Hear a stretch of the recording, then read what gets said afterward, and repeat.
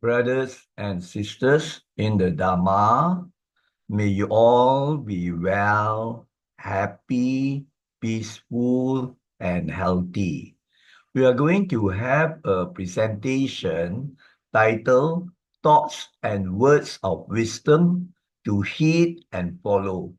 Now, this presentation has important Dharma and life lessons for you, which will help you to live more peacefully, happily, and wisely. So, this is a very useful presentation. Now, the text for this presentation are in English. And the narration with explanation is also in English. Now we are going to have the launching of this PowerPoint and to go over the slides. So now let us launch the PowerPoint from the beginning.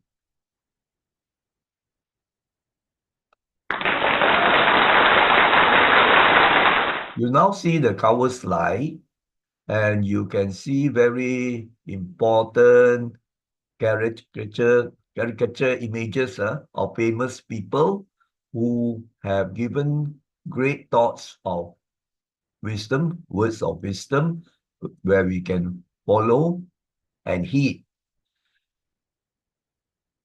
Now let us go on to the next slide, which is slide number 2.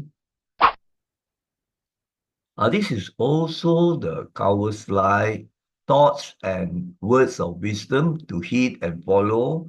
And you can recognize some of the images in the caricature form of some famous people like Tole or Tinahan, and then the Buddha and so on.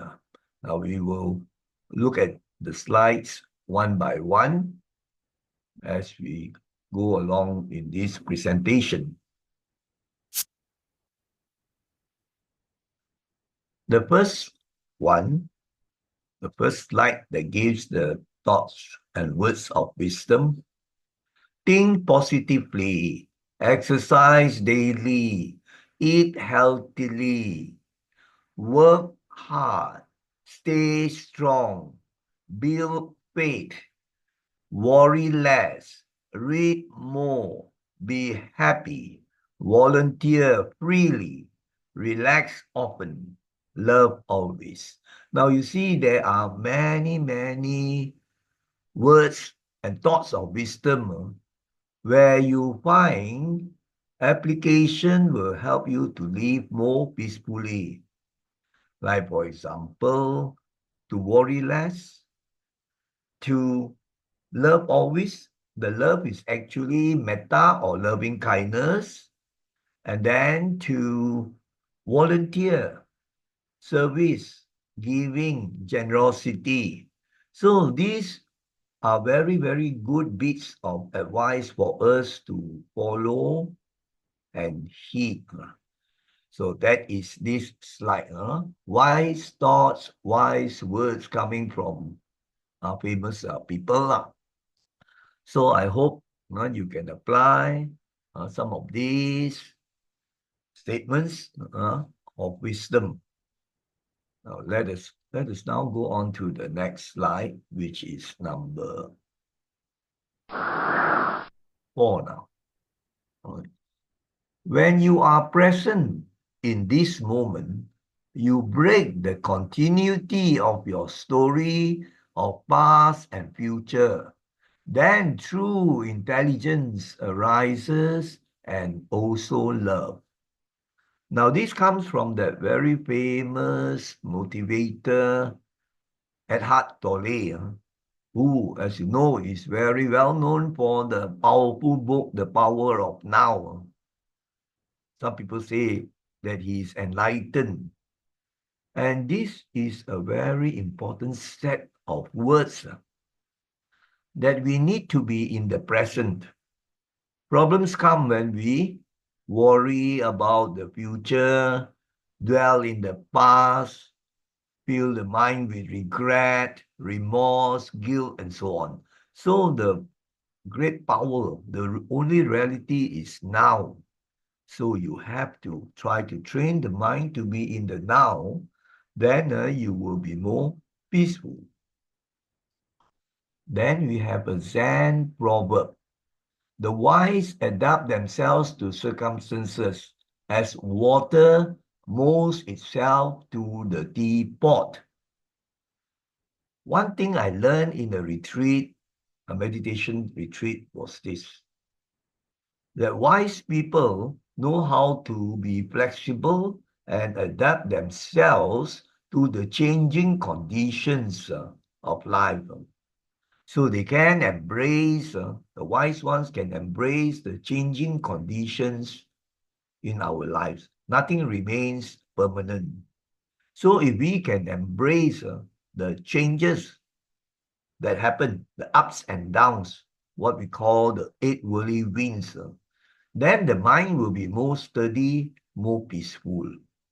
This is expressed in this Zen proverb. So that is this slide number 4. Let us move on to the next one.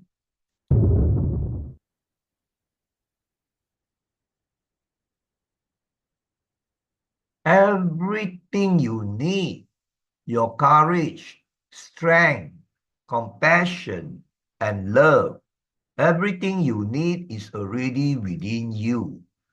Now, most people think that happiness and peace can be sought from the outside world. So they keep chasing worldly pleasures, worldly sensual things, thinking that these things will give them the true peace, happiness, and joy. But that is not the case. The true peace and joy, and happiness, and wisdom also, all lie within the mind of everybody. Right? And it is important that we try to train and cultivate the mind to go into the depth of the mind, to understand the mind. Then you would attain the peace, the true peace and happiness that everybody wants. This is very important. Next one. Letting go isn't about having the courage to release the past. It's about the wisdom to embrace the present. Now, again, the emphasis is on embracing the present moment. And just now, I mentioned the power of now. This is one book that you should read. It is very profound, but there are many benefits if you are able to grasp the contents and apply in your life. So you see the importance of training the mind to be in the present moment. Present moment awareness. That is this important message as shown here. Next slide, number 6.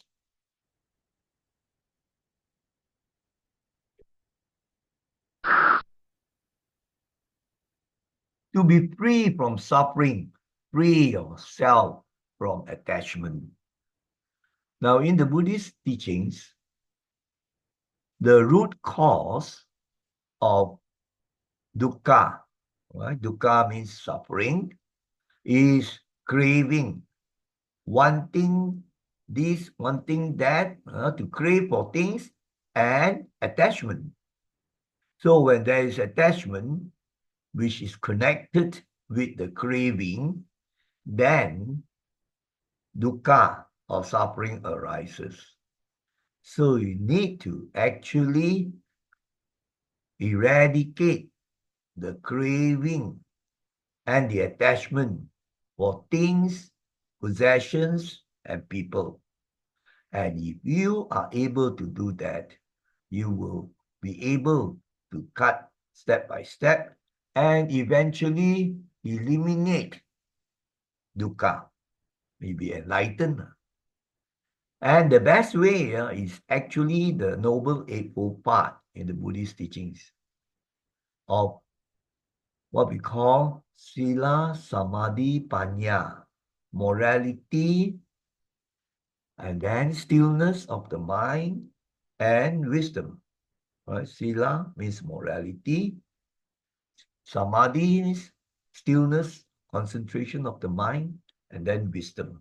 So that is the summary of the path to true happiness and peace.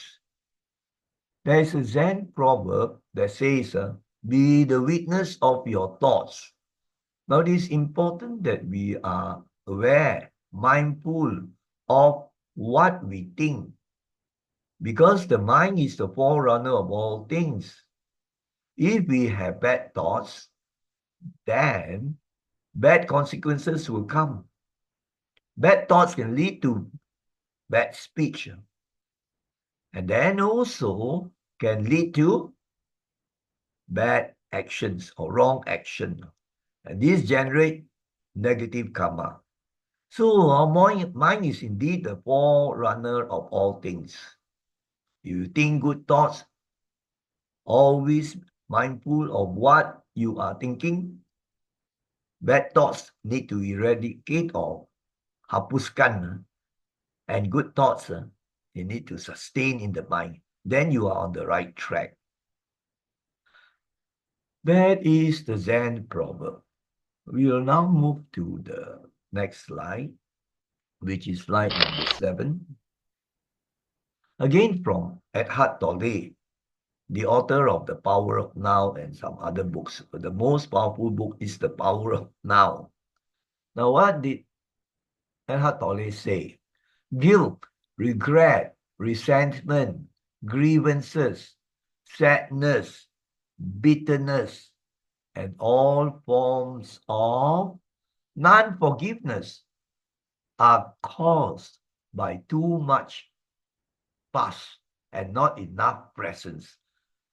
Again, this emphasizes the importance of training the mind to be in the present moment, to be mindful of the present moment to moment.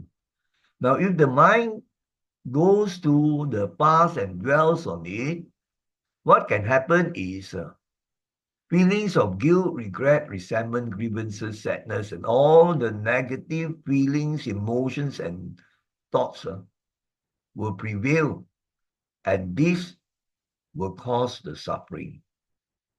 So we need to train because the mind can run like a monkey.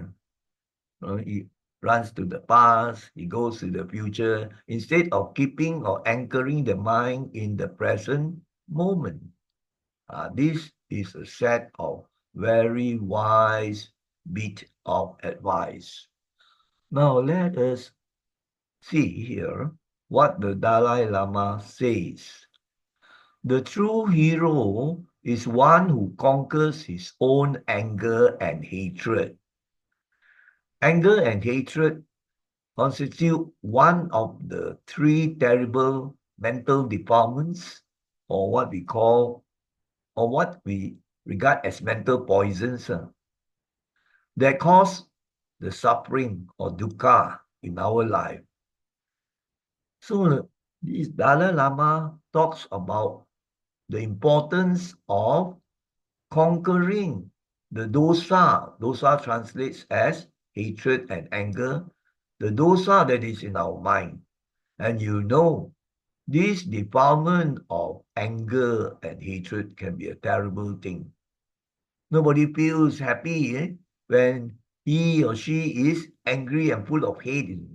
And that is a mental defilement that generates bad karma, where bad consequences will follow later part in the life here, or even very immediate. The person out of anger may suffer a stroke or a heart attack, and the terrible consequences will carry on to future lives. So it's very important we take charge of our mind to hapuskan anger and hatred. That is the bit of good advice from the Dalai Lama. Slide number 8. From Thich Nhat Hanh, a very famous Vietnamese monk who has written many books and has given lots and lots of bits of wisdom. Now, what does Thich Nhat Hanh say here? Anxiety, the illness of our time, comes primarily from our inability to live in the present moment. Again, the emphasis is on present moment awareness. Now, today, many people suffer from illnesses of the mind, anxiety, depression, stress-related illnesses, and even mental illnesses like paranoia, schizophrenia. Of course, depression is a very, very common mental illness now. So the mind can be trained to live in the present moment. It really needs to be trained because it's the nature of the mind to run like a monkey, particularly to the future and the past. And Carl Jung, the famous philosopher, psychologist, said, who looks outside dreams, who looks inside awakens. Truth, the sublime truth, lies within us, not from the outside. Many people create fantasies, think that the dreams that they can get fulfilled lie in the outside. So they start chasing for the sensual delights, the sensual happiness and joy, which they might get, but they are not the true peace, happiness, contentment, and wisdom. You come, arise, and then pass away. Dukkha will be associated with these pursuits of the outside world, whereas the one who looks within, who cultivates the mind through maybe meditation, reflection on the life lessons and Dharma, constant reflection, application their lives, then you find a time will come where the person becomes awakened. Awakened from all the negative things that attack us. And that was what happened to Eckhart Tolle. When he suffered from depression, was also on the verge of suicide, but then, something happened, probably due to his past karma, right? Then there was a change of the mindset and he was awakened. So you really need to read the book or maybe check the YouTube to get lots of information on Eckhart Tolle. Let us now go to slide number 9.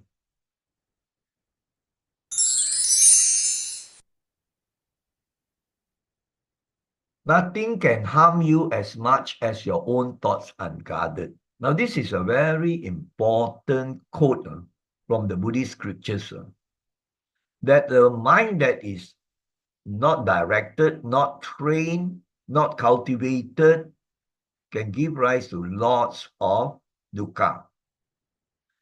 So people think that the outside things harm us, make us feel frustrated, and so on. But if that were the case, then all people would be suffering when there are unfavorable external circumstances, isn't it? But that's not the case. You find you have very cultivated spiritual people whose minds are so trained, so directed, so controlled, so steady that their minds are unaffected by the changing outside circumstances. So that goes to show that the mind can be trained. And we know that in one of the Buddhist scriptures, Buddha said that mind is the forerunner of all things. Mind leads. If you think negative thoughts, then negative consequences will follow. Likewise, if you think negative or positive thoughts, then positive consequences can follow. So you see the warning here about a mind that is not directed, that is not trained, that is not guarded, the danger of such a mind. Never regret anything that has happened in your life. It cannot be changed, undone, or forgotten. So take it as a lesson, learn, and move on. This is about regret of anything that has already happened in the past. Is already done. It cannot be undone.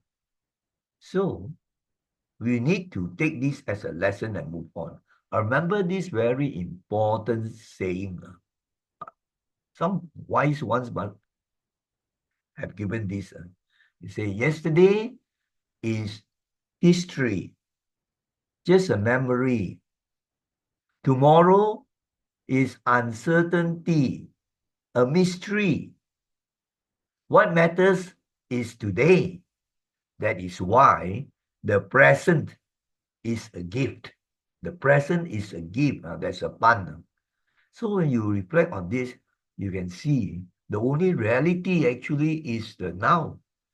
So many people have lots of regret and feelings, remorse, guilt, because the mind in the habit of going to the past and then to dwell on the past.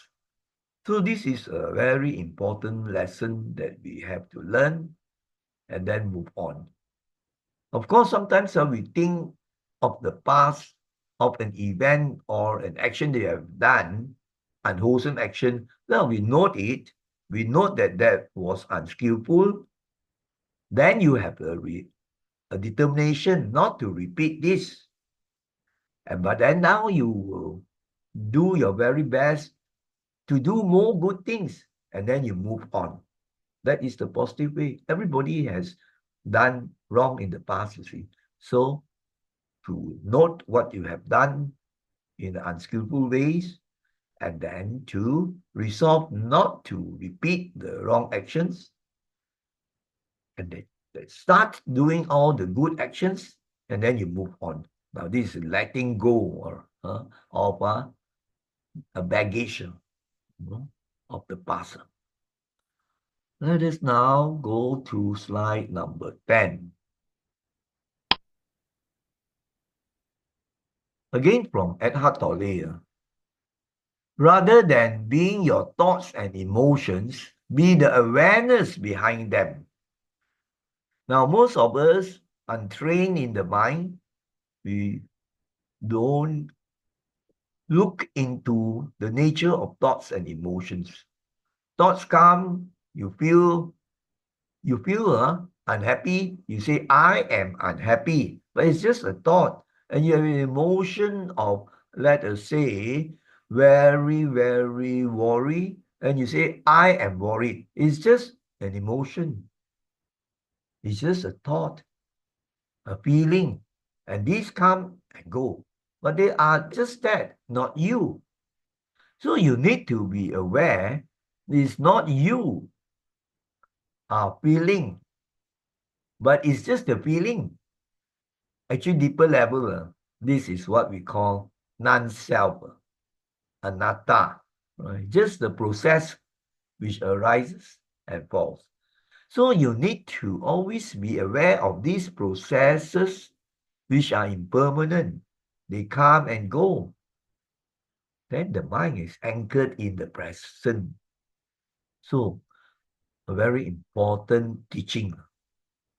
The body benefits from movement, and the mind benefits from stillness. Now, this is a very powerful statement. Now, if your body does not have enough exercise, physical movement, then you may have problems, sicknesses, illnesses, body pains and trouble. So exercise is very important. You just cannot just sit still, always in the armchair without exercising. The body then the body cannot be healthy. So exercise is important. Movement of the bodily parts. But the mind is different. The mind benefits from stillness. To have a strong mind, then you need to train the mind to be still. In the Noble Eightfold Path, we have these factors of right mindfulness and right concentration.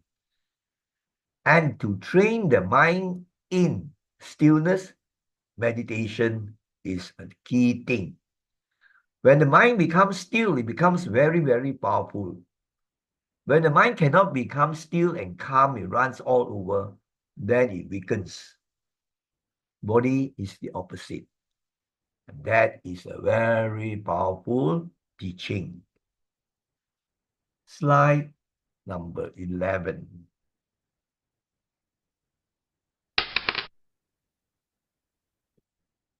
Slide number 11 from this very famous, I think, writer as well as philosopher, Henry David Thoreau. I make myself rich by making my wants few. The rich person is not the person, really, spiritually speaking, who has lots of possessions, wealth, money, titles, degrees, and so on. But it's the person that has very few wants.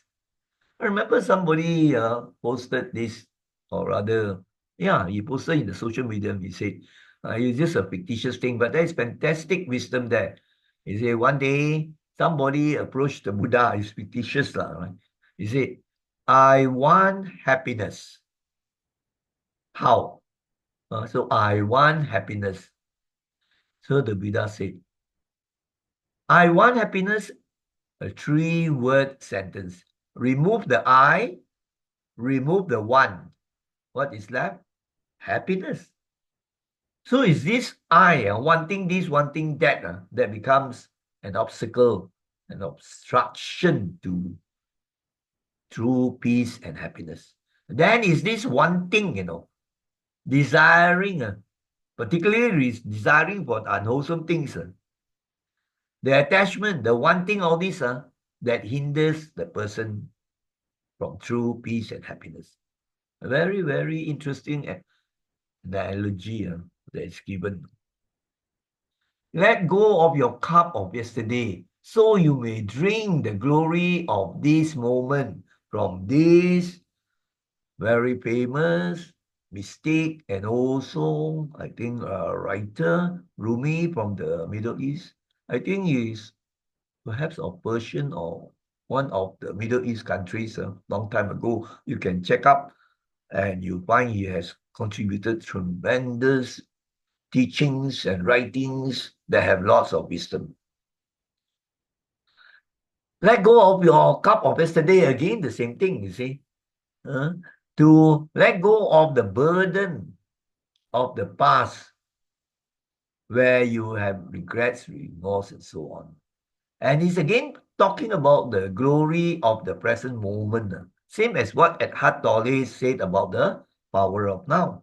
So you can see here the emphasis of being in the now, the present moment.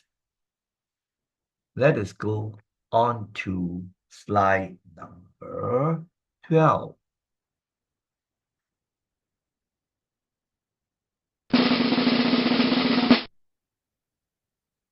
In the midst of movement and chaos, keep stillness inside of you.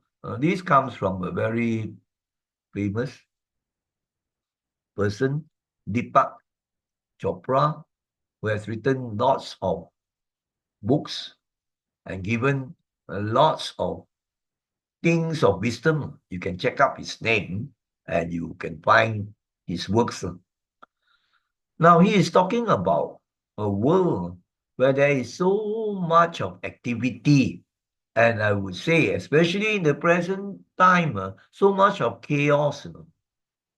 And these things, the negative things that happen in the world, conflicts, terrible social conditions, climatic upheavals, environmental issues, wars, battles in so many places. Sometimes you have to realize these things beyond you to change. So, if these things beyond you to change, then how can you still be at peace amidst all those terrible things that happen in the world? And that actually is in your own mind. To train the mind in stillness. The stillness of the mind, as I told you just now, comes from, in the Buddhist context, right mindfulness, right concentration, which means to train the mind to go into a state of stillness or concentration or composure. Then that person with such a trained mind, cultivated mind, can live still very peacefully amidst the chaotic surroundings around the surrounding things that happen in the world. Those who live with kindness, truth, respect, and love are living a spiritual life.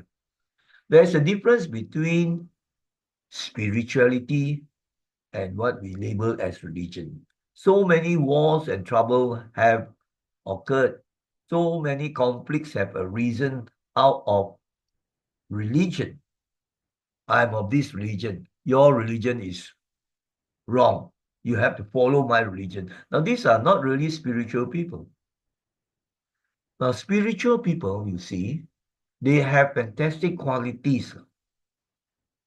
They do not, as in they do not maybe belong to any of those orthodox religions, but they really show the true ways to peace, happiness, wisdom.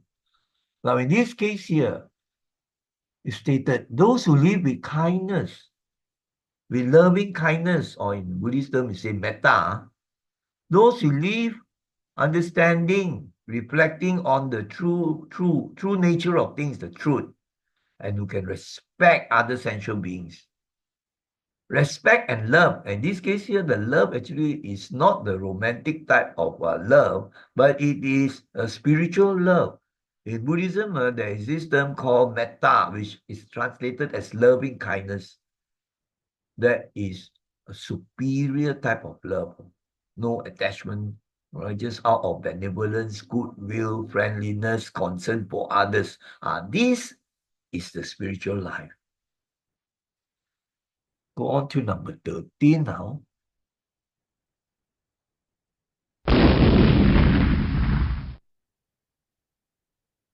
Now is the only time. How we relate to the now creates the future. For the future is what we do now. Again, the emphasis is on now, but I want to touch on this thing about what will be your destiny like? Is your destiny fixed or what sometimes people call fated? Now, there is no such sort of a teaching in Buddhism. I think in also many other religions. You cannot say my life has already been fixed, fated. There's nothing I can do. Then you're like a puppet. Then you can do what you want because everything is fated. No, your destiny is in your hands. The future that you are going to face with. Of course, in Hinduism and Buddhism, we have this teaching of reincarnation or rebirth, that this life is not the only life. You will have future lives. Now, what is going to be in store for you in the future lives depends on what you do now. So you can change your so-called destiny, as some people believe. The destiny is in your own hands. If you do the unwholesome things from the mind to the speech and the action, then what is to come in the future, maybe later part in the life and in future lives, is going to be an unhappy state, because good begets good, bad begets bad. So remember this very important thing. You want to have a good future, maybe later part in life or future lives, then you create that future. How do you create that future? By doing what is good and wholesome now. Then nature will take its course. That is this important teaching. What I know for sure is that what you give comes back to you. I think most religions would teach this. In Christianity, you have that very famous saying, you reap what you sow. And that is also in the Buddhist teaching. Good begets good, bad begets bad. What goes around comes around, right? So this is what we call the law of karma. You reap what you sow. If you plant a mango seed, you don't expect to get a durian tree. And you plant a particular seed, nature takes its course, and you grow according to the causes conditions. Is maybe a apple seed or whatever, then it grows into an apple tree. And how you take care of that? Giving the proper conditions of uh, water, sunlight, and then the fertilizers and so on. Then you get the good fruits. And that one is within your control. It's not given by a heavenly God and he speaks. Then we are just like puppets. So that is what you need to know. Know for sure already. What you give comes back to you. And there have been so many cases, no time to tell you of so many cases of people who do good and reap the reward, not in the future life, no, but just in the immediate future, the good things come already. Of course, you must have the proper set of mind, good intention, no ulterior motive, and then the letting go, and then the sincerity, and just the pure heart of wanting to give, to practice charity, generosity. There have been many cases I personally have come across also, but because of time constraint, I don't have the time to narrate all this for you. You can check out slide number 14.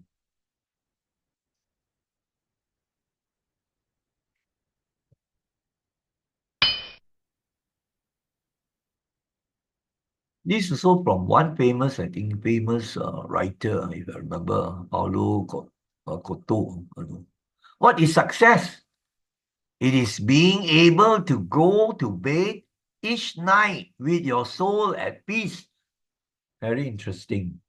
Today, many people suffer from insomnia, not being able to sleep peacefully. So many are on sleeping tablets, tranquilizers, and whatnot. Actually, it can be traced to the mind.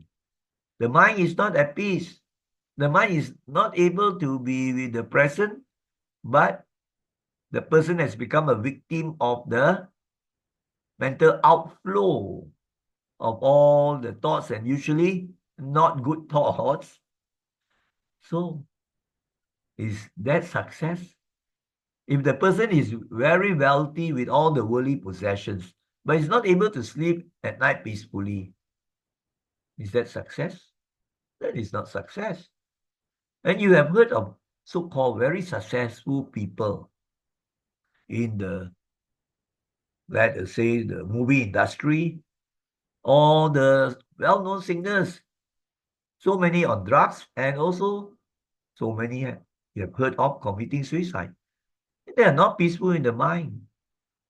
So when you talk about success and happiness, many people think that If you are successful, they think of success in the worldly sense, to be rich, to have possessions, to have titles and power, then they get happiness.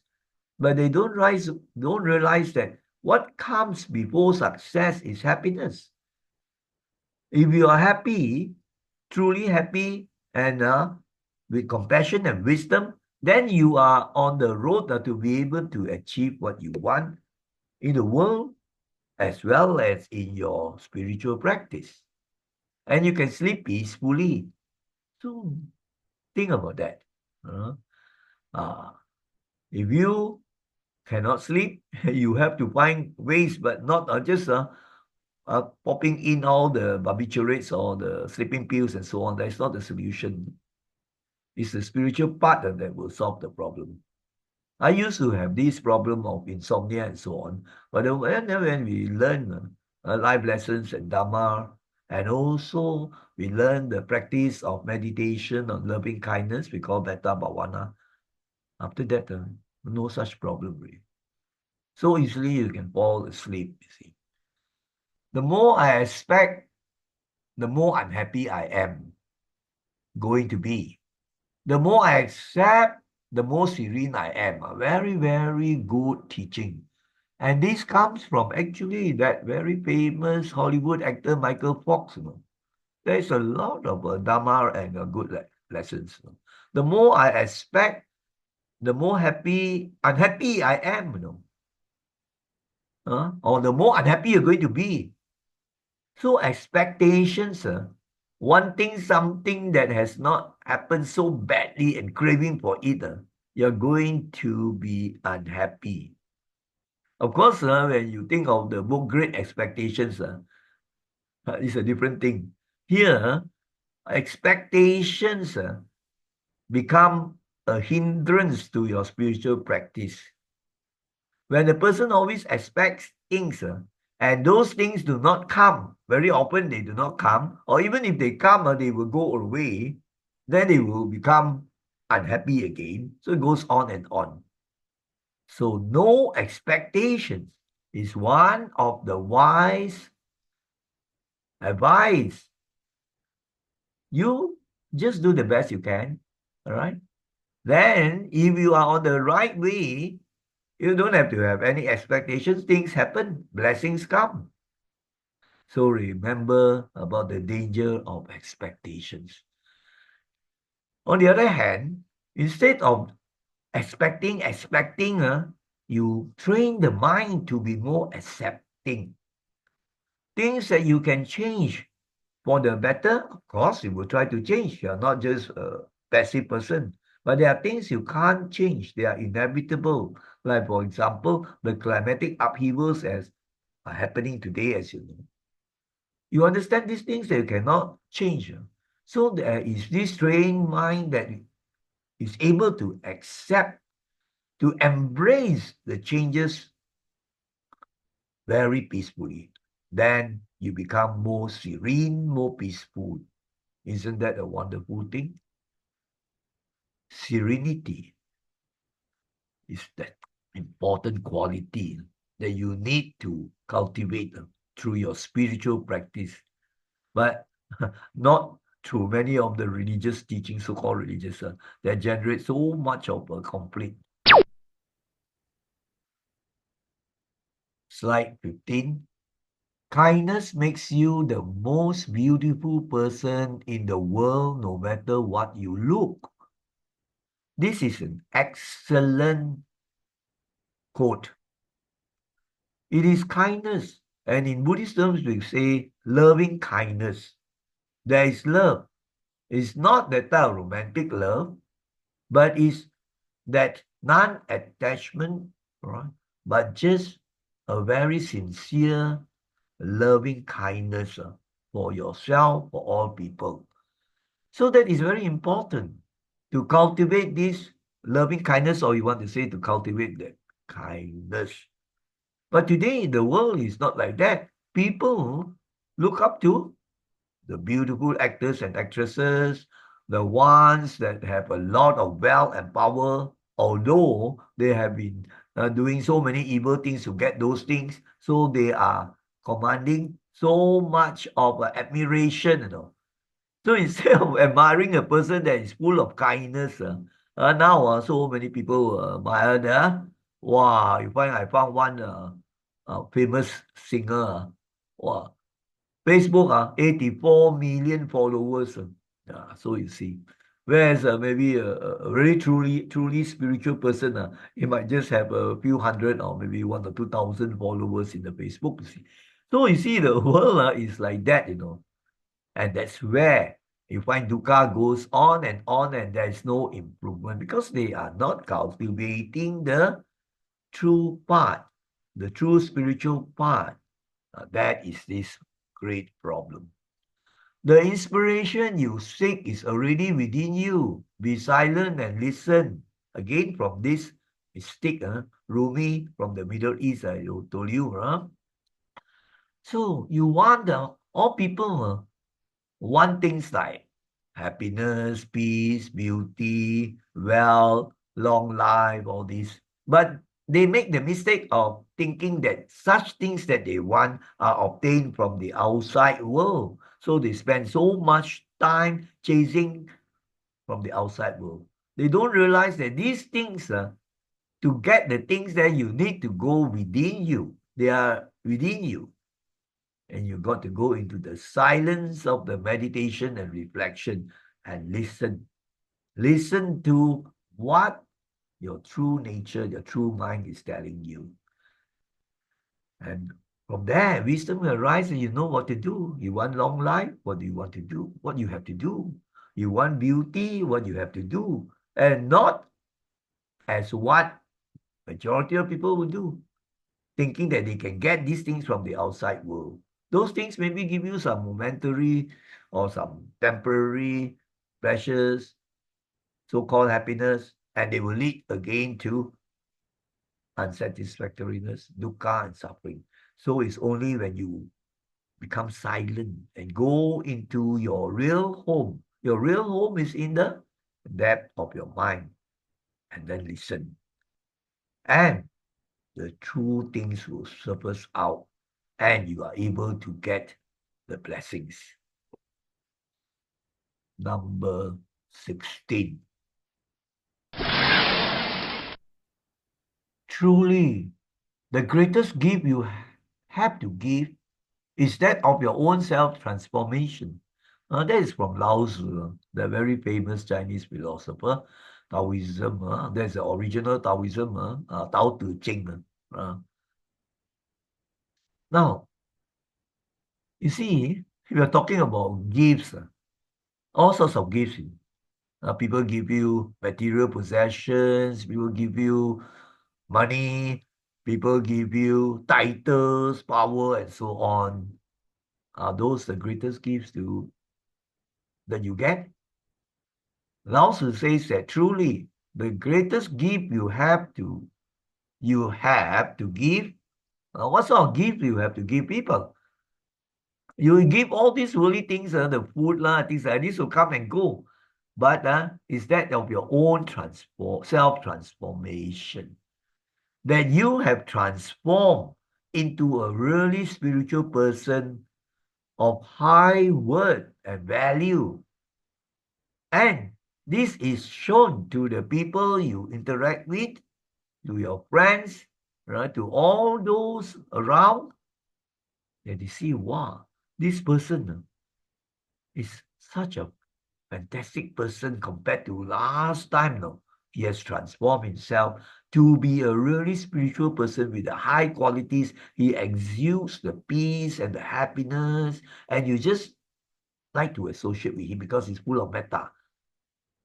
That is this important gift to yourself, becomes the self-transformed person and to benefit other people from your example. Nothing is permanent in this world, not even our troubles. From that very famous Hollywood, a long time ago, Charlie Chaplin, I think you would have heard the silent movies. It gives a lot of comedy movies. Nothing is permanent. That is a very important truth. In Buddhism, we call it anicca. Nothing stays the same. The only constant is change. Actually, in Buddhism, the only permanent thing is the state of nibbana, the enlightened state, unconditioned, unborn, beyond space and time. That is that state only. Other than that, everything changes. So because of the anicca or the impermanence, then it brings around unsatisfactoriness, isn't it? Because it changes and then you feel not satisfied. What you want now has changed already. So it gives rise to the dukkha, unsatisfactory feeling. And sometimes, many things, I mean, you can't control it. It happens according to causes and conditions. So if a person has cultivated spiritually that impermanence, right? Impermanence is a fact of life. Anicca. Everything is subject to change. So we have this famous saying, these too will pass. So when you are experiencing some, wow, very good worldly happiness in voice, you don't be just old hand by it. The more you attach to all these, the more dukkha you will get when the thing goes. You have to remind yourself, these two will change. These two will change. Well, you can enjoy those things, but with wisdom. But once they pass, can you accept that? And then dukkha can come. Ah. And likewise also, if you have the pains and suffering of the body or of the mind, right? The body, you have all the health issues, medical issues, and so on. You always tell yourself, this is nature. They arise, they fall according to causes and conditions, and they will also pass. So then you become more patient, more enduring. And likewise with your states of mind. If you are feeling very grief because somebody you love passed away, attached to, and so on, if you dwell on all these things, it worse. Whereas you tell yourself, well, that is nature. Birth, old age, sickness, death, that is nature. So the grief that I'm feeling, the sadness, you tell yourself until the mind has the wisdom growing, these two will pass. Your grief cannot just sustain that. But some people, they don't understand this, so they have the grief for 2 or 3 years, cannot tahan already, then they commit suicide. How sad is this? So that is this thing you need to know. Now let us go on to the next slide. This is 17. Free from all thoughts of I and mine, that man finds utter peace. It's very true. That one of the root causes of suffering or dukkha is this thinking that there is an I. I want this. I am unhappy. I am this. I feel this. Everything is the I, but in reality, there is actually no I, right? No I, no me, no mine. It just causes and conditions causing certain processes to arise. But it's very deep thing. Now, this comes from the very famous Hindu scripture, Bhagavad Gita, which has lots of wisdom inside, you see. So, if you're able to let go of this delusion or illusion or maya, as in Hinduism they say, of I, me, a mine, this is my house, this is my possession, this is my money, this is my wife, and so on, you are caught in this game of I.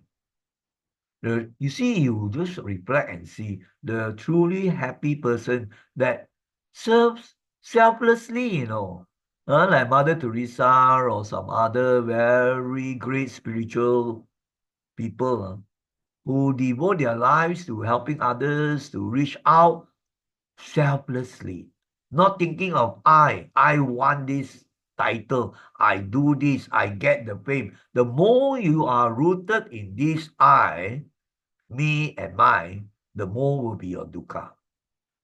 So you need to learn the spiritual lesson, whether it's from one religion or the other religion. You begin to let go of this delusion of an I. All right, remember just now I told you about the thing, I want happiness. So remove the I, remove the want, then you get happiness. Actually, this is also a similar message, removing the I. So it's a very powerful type of wise teaching that you have to follow. Then we have this silence isn't empty, it's full of answers. But today, you see, many people are afraid of being alone or being in solitude with the silence of the mind. Right. They need to be with people. The hee hee ha ha group. They cannot be alone, but do not realize that they come alone into the world and they are going to live alone. To leave the world, to transit, not to live. Of course, you can live with your family. So why Leave? To live. You're going to transit alone. Nobody can follow you. With you, you think your most loved one, your wife, will follow you when you die. So, silence isn't empty. It's full of richness, where the wisdom can be tapped in the moments of silence when you go back to your real home. And the person who knows this spiritual practice of being in solitude, meditation, stilling the mind, going back to their real home, then you see wisdom arises. And when wisdom arises, there is compassion, two sides of the coin. And with the growing wisdom and compassion, your life takes on a greater degree of true happiness, peace, wisdom, and finally, of course, liberation from the samsaric world of suffering. Now, this has great wisdom. We have to go to the last slide. It's coming to 1 hour already. Now, this is the concluding slide. I've chosen this one for its simplicity, but yet great profoundness.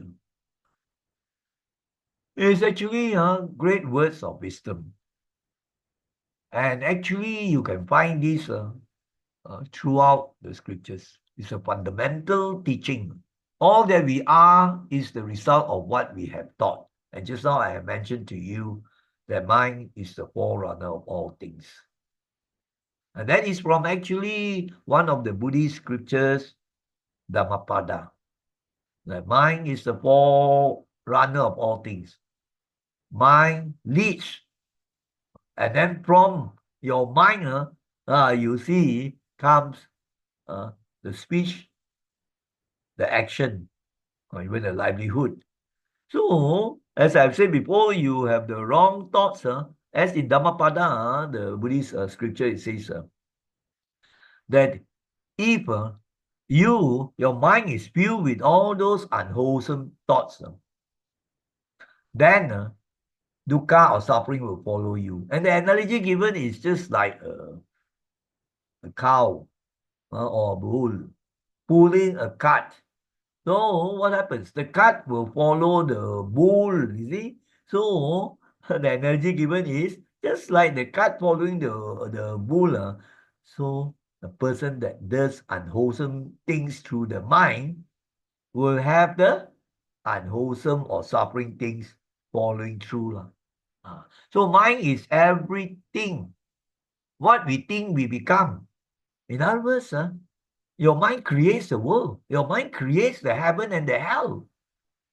Now, if you want to know more of this, you need actually to go to read the spiritual books. In all regions, probably you have that. Even in Islam, you have Sufism. Lots of wisdom there also, or in Taoism, or in Buddhism, of course. The whole thing is anchored on the mind, anchored on the mind. So we have come to the end of this presentation, slide 18. And I really hope that you have benefited from this presentation that has taken almost 1 hour, and you can reflect on these teachings, and you can discuss, reflect on them, and apply them in your life. Then you will see the profound changes that happen to your life. So I would like to take this opportunity to thank all of you, young and old alike, who have been following this presentation to the end. So I thank you for being patient, for taking your time, for putting in the effort to follow this presentation. So sadhu to you and thank you. And before we conclude, usually the Buddhist way, we say sadhu 3 times, which means excellent. Sadhu means excellent. So let us now hold our palms together and say sadhu 3 times. Sadhu, sadhu, sadhu. To all of you, brothers and sisters in the Dhamma, in fact, to all who have been following this presentation, may you all be well, happy, peaceful, healthy, and may you always heed the words of the wise, following the Dhamma, or you can call it life lessons, so that you can live more peacefully, happily, meaningfully, and wisely. Take care.